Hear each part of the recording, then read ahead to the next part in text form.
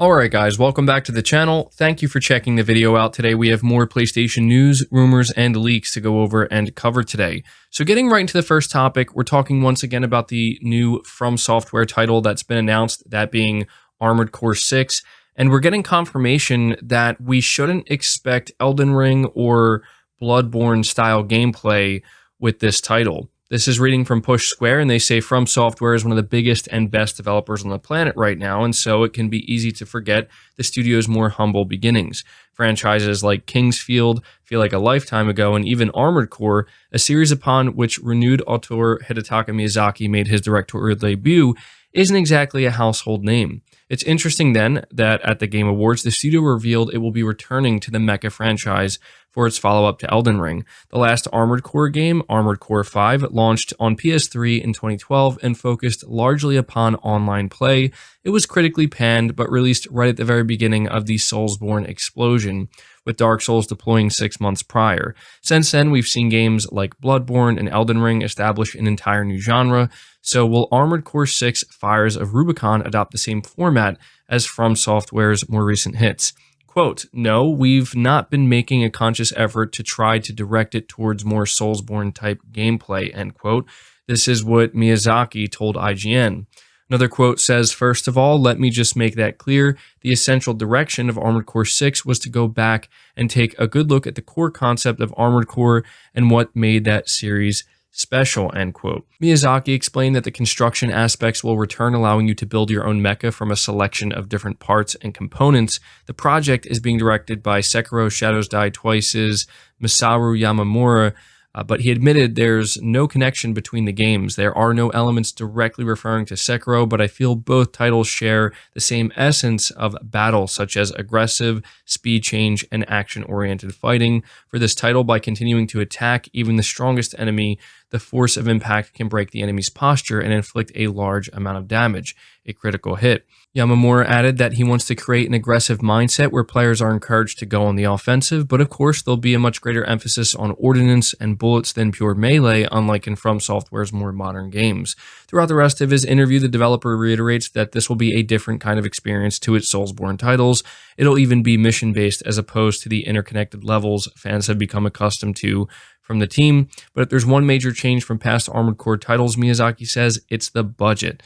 So yeah, the game's going to have a much larger budget this time around, obviously, but I'm really curious to see what you guys think of this. I mean, I have to say I am not at all familiar with Armored Core, and I really don't know how to feel about it, because the thing that draws me into the Soulsborne games is, you know, that type of gameplay. Not to say that I wouldn't be willing to try something like this, but I'll definitely be curious to see what you guys have to say about this. So let me know down in the comments below. Next up, we have another update on NetherRealm's next title. Reading from Push Square again, they say Ed Boon, the face of NetherRealm Studios, likes to leave hints every now and again. The developer is known for making Mortal Kombat and DC fighting series Injustice, and fans have been eagerly anticipating whatever NetherRealm comes up with next.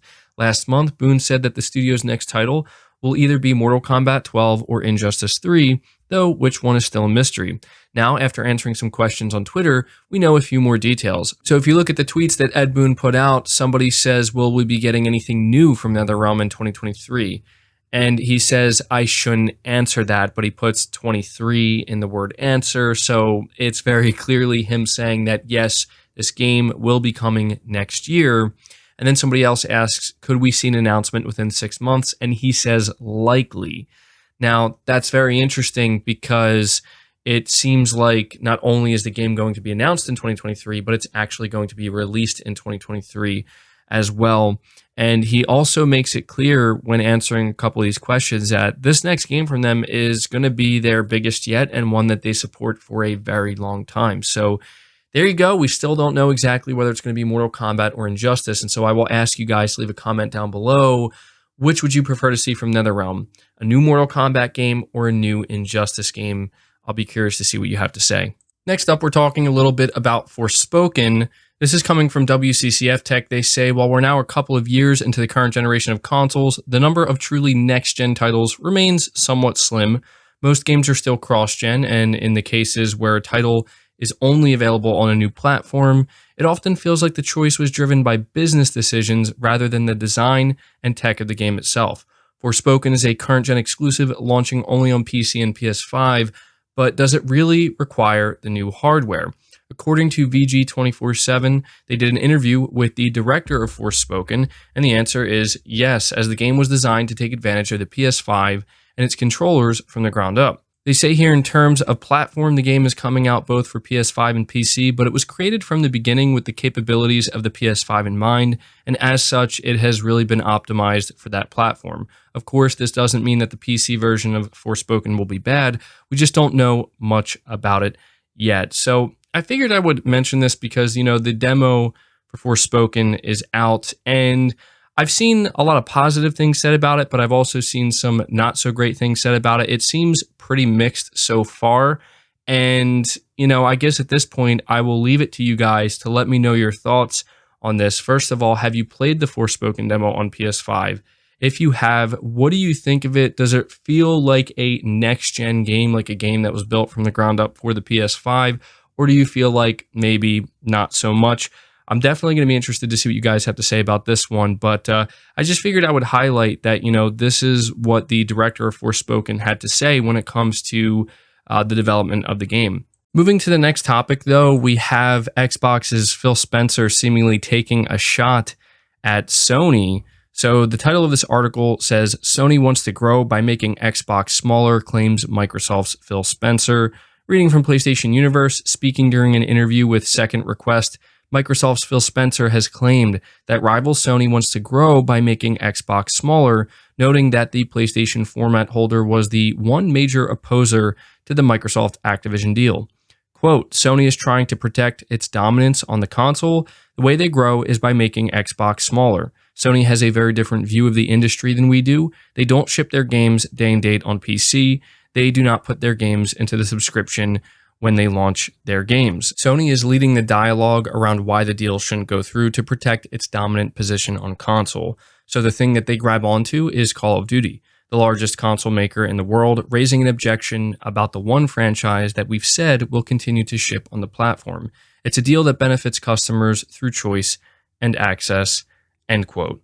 So yeah, this is something that I had to cover because, as you can tell, nice guy Phil Spencer, the gloves are coming off. He's making it very clear that Sony is a problem here, at least for Microsoft. And the way he's talking about it is the same way that Microsoft has been talking about it in general, basically making it sound like what Sony is doing is not only bad for Microsoft, but bad for everyone else in the industry, because Microsoft clearly just has everybody's best intentions in mind when they are making these massive acquisitions. So to me, what Phil Spencer's saying here is completely disingenuous because he's really trying to paint Sony in a really bad light here. Like Sony's the big bad guy that is trying to shrink Xbox, and it's kind of laughable because it's like, this is the same guy who said that they don't view Sony as their competition. They view Google and Amazon as their competition.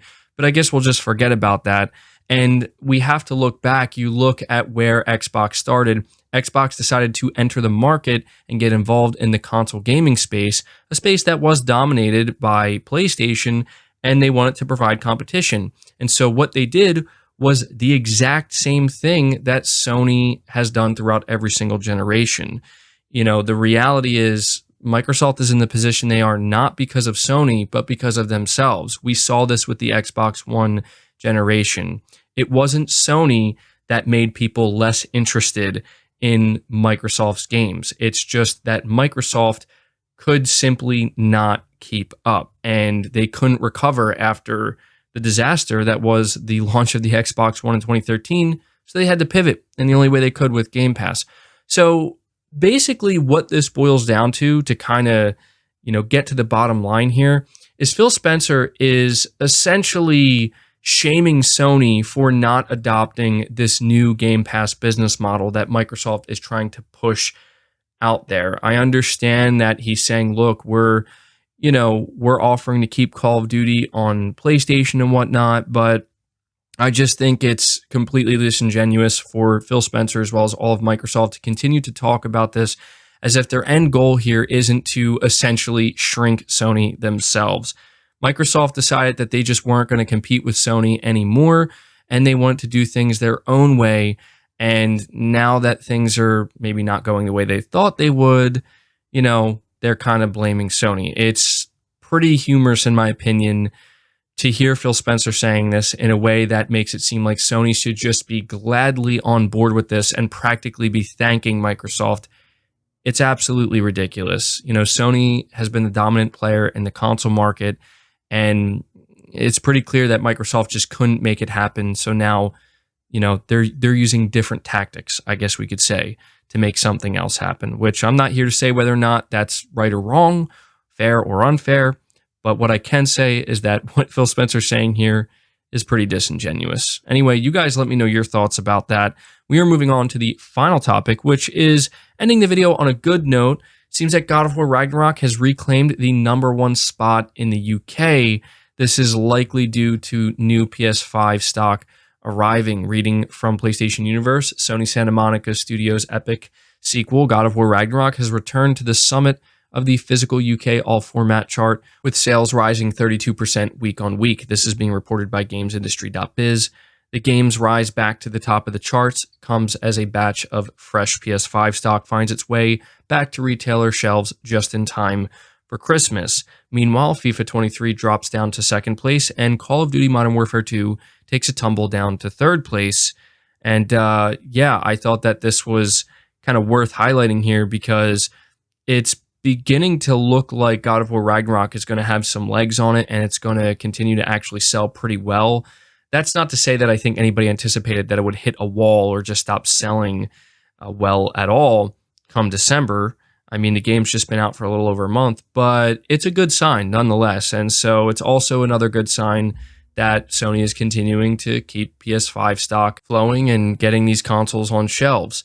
So figured I would just let you know about that. And really quick before I end the video, I did make a separate video on this, but just in case maybe you missed that video or just skipped it for whatever reason, I figured I would let you know that it seems likely, whether it's tomorrow or in the coming days or week, we are going to get some type of update on Spider-Man 2, as the wish list feature popped up specifically for Spider-Man 2 on the PlayStation Store. I believe it's still there in the UK, but it hasn't been distributed to other regions yet. So yeah, we've kind of been hearing some rumblings that maybe Insomniac's getting ready to maybe show a new trailer or talk a little bit more about Spider-Man 2. This to me seems like a clear sign they're going to. So I figured I would just give you that quick heads up before ending the video. But that does it, guys. I hope you enjoyed it. Hope you found it informative. Leave it a like if you did. Subscribe if you're new. Hit the bell notification icon and feel free to share the video out on top of all that. But until next time, guys, take care.